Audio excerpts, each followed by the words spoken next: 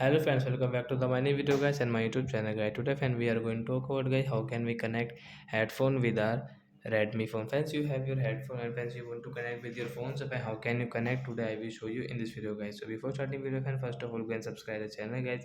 Click the bell icon, like the video. So then we will on our phone setting to connect headphone. After on phone setting guys, scroll it and first you can see guys your Bluetooth setting guys, click on Bluetooth setting and guys now first of all guys we will turn on our headphones. So when turn on your headphones and after on guys on your phone Bluetooth setting, means turn on your guys Bluetooth and after on guys we will refresh. After refresh guys you can see your headphone name. So I have this BT company headphone. I will tap here to connect. Guys you can see this notification guys, tap here then it will connect to connected. Battery 100% active and guys now we can use headphone while watching movies, operating any app. We can use our headphones with Redmi phone. So that's it guys. Thanks for watching the video guys. We will meet on next video. Before going please go and like the video, subscribe the channel. Bye bye friends.